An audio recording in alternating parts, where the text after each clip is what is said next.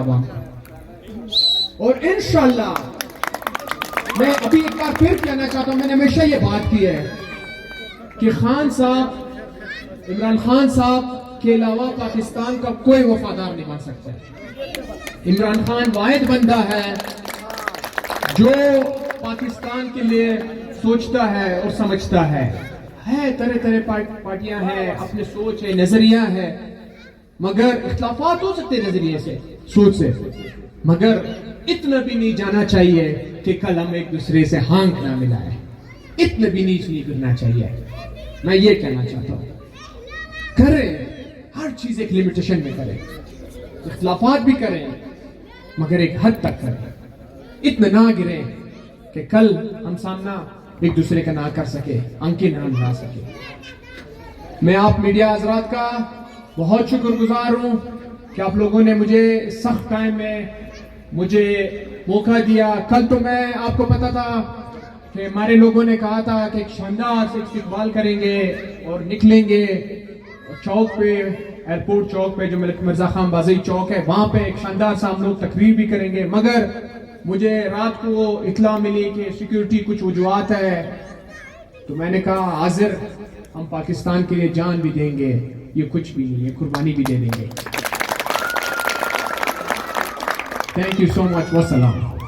سیاست میں ups and down تو ہوتے رہتے ہیں, اور پارٹی ورکرز کا میں سب سے زیادہ شکریہ ادا کرتا ہوں جو ہمارے پاس آئے ہیں اور ویلکم کیا. ان کو پتہ ہے کہ ہمارے جو امانت تھا اس کا خیانت نہیں ہوا, امانت کا خیانت نہیں ہوا.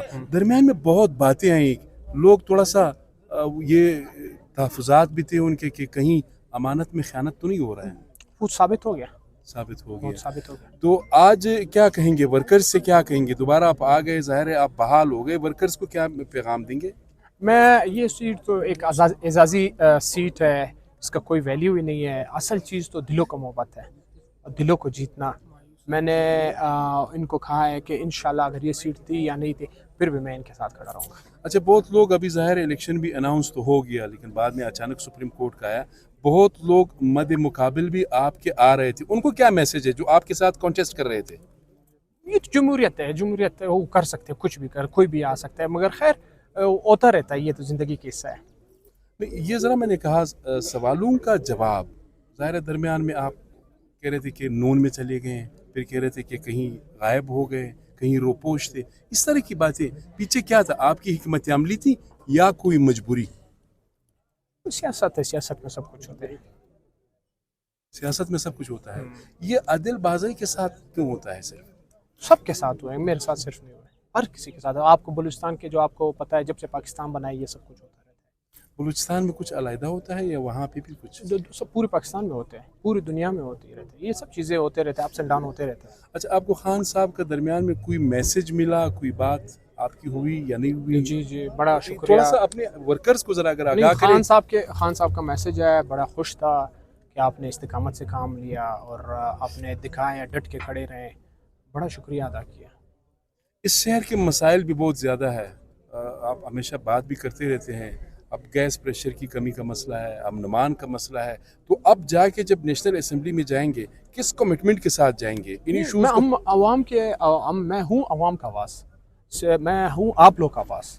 آپ نے مجھے میسج کریں گے, میں آپ کا آواز بنوں گا. کوئی بھی مجھے میسج کرے, کوئی بھی مجھ تک یہ بات پہنچا, میں ان کا آواز ہوں. میں آپ لوگ کا آواز ہوں, میں آپ کا آواز اٹھاؤں گا, ڈٹ کے اٹھاؤں گا, اور زبردستی ان سے اپنا حقوق لائیں گے بلوچستان انشاءاللہ. حقوق سیاسی جدوجہد کے ذریعے انشاءاللہ. اس وقت پی ٹی آئی میں بھی تھوڑا سا یہاں پہ بھی کوئی گروپنگ معاملات کچھ زیادہ ہے. کچھ بھی جیسے مجھ پہ بلیم لگ رہے تھے کہ یہ نون میں کہ میں گیا, جیسے آپ نے ابھی سوال کیا, آپ نے بولا کہ لوگ کہہ رہے تھے کہ یہ ووٹ دیے انہوں نے, یا ووٹ بیچ رہا ہے, یا ووٹ کچھ کر رہے ہیں. میں کیا کچھ ہوا؟